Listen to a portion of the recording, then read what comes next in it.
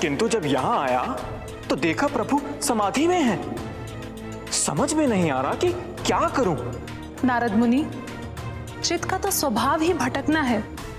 आपको ऐसी अवस्था में विश्राम करना चाहिए, फिर भ्रमण पर निकलना चाहिए। आप अपने मन के इस भ्रम को शांत कीजिए, सब ठीक होगा।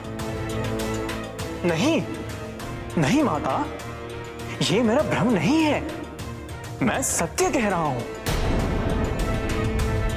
मेरे मन में जो विचार उपजे हैं वे ऐसे ही नहीं उपजे। अवश्य कोई गंभीर घटना घटने वाली है। प्रभु समाधि से कब जागेंगे माता? यह तो मैं आपको नहीं बता सकती देवऋषि, उसके लिए आपको प्रतीक्षा करनी होगी।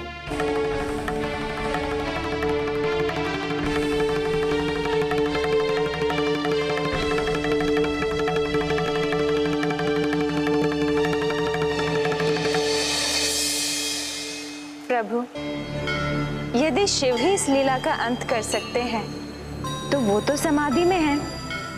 कब जागेंगे भला क्या पता।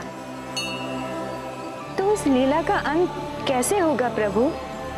देवी, संभवतः आप रुद्रावतार हनुमान को भूल रही हैं। किंतु वो तो एक बालक हैं प्रभु, और एक ऐसी लीला जिसने आपको भी चिंता में डाल दिया है, उसका अंत भला एक बालक कैसे कर सकता है प्रभु? देवी, हनुमान कोई साधारण बालक नहीं है, वो साक्षात रुद्र के अवतार हैं। शिव के स्थान पर शिव का कार्य केवल हनुमान ही कर सकते हैं। ऐसी क्या विलक्षण प्रतिभा है प्रभु? ऐसा क्या विशेष है इस बालक में कि वो शिव के समकक्ष हैं? देवी, दोनों एक दूसरे के प्रिय हैं, अंश हैं एक दूसरे के।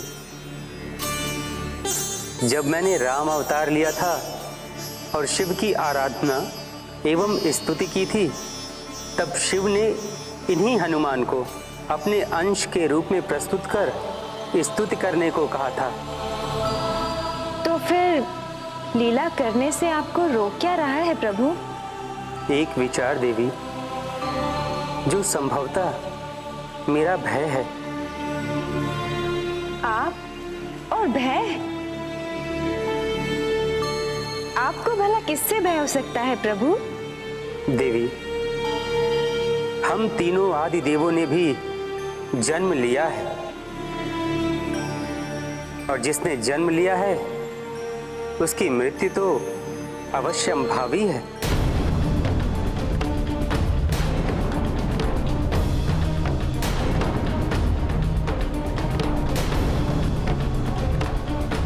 इसका अर्थ है आपकी मृत्यु? हाँ देवी, यद्यपि संभावना क्षीण है, किंतु कभी कभी संभावनाएं भी प्रबल हो जाती हैं। प्रभु, यदि ऐसा है तो मेरा आपसे एक अनुरोध है। क्या? आप इस लीला को ना रचिए, दूर हो जाइए इस लीला से। देवी, प्रथम बार परम पिता ब्रह्मदेव ने मुझसे कुछ करने को कहा है, और आप चाहती हैं कि हम उनकी आज्ञा की अवहेलना कर दें?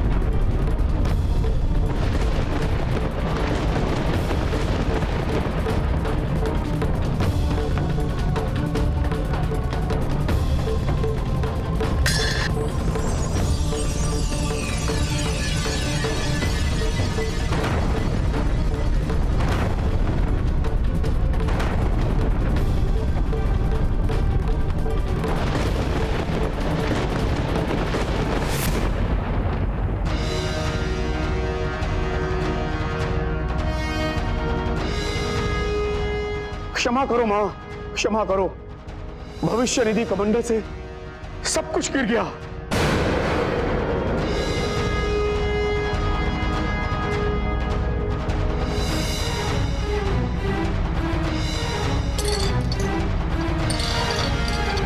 नारायण नारायण, आदिदेव परमपिता ब्रह्मा से भी ये चूक हो सकती है?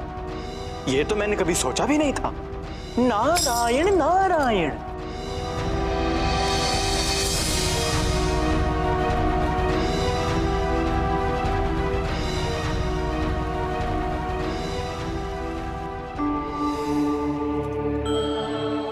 कहो, किस प्रयोजन से आना हुआ? परमपिता, मेरा चित्त व्याकुल हो रहा है, ध्यान केंद्रित नहीं हो रहा। मन में निरंतर अपात गति से विविध आशंकाएं उठ रही हैं।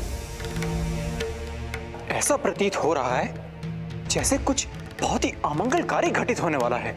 समझ में नहीं आ रहा अपने इस चित्त पर नियंत्रण कैसे करूं। मेरा मार्ग निर्देश करें परमपिता। ठीक है, किंतु उससे पहले मैं तुम्हें एक निर्देश देता हूं। जी परमपिता।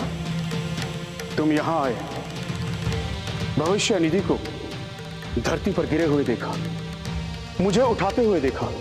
इसकी चर्चा कहीं भी अन्यत्र नहीं करना, इसकी चर्चा कहीं भी अन्यत्र नहीं करना। और जो भी तुमने देखा है भूल जाओ उसे।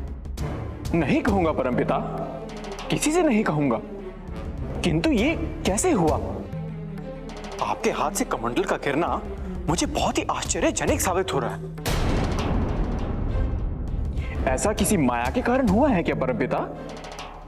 क्या कोई संकेत भी है इसका? आज मैं जहां भी जा रहा हूं कुछ विस्मयकारी घटना ही देखने को मिल रही है। प्रभु विष्णु के लोग गया तो वहां प्रथम बार द्वार पर पहरे को पाया और उसने मुझे प्रवेश भी नहीं करने दिया। भगवान शिव के कैलाश गया, वहां महादेव को प्रत्याशित रूप से समाधि में लीन देखा। और जब यहां आया तब यह देखा। समझ में नहीं आ रहा है ये क्या इंगित कर रहा है।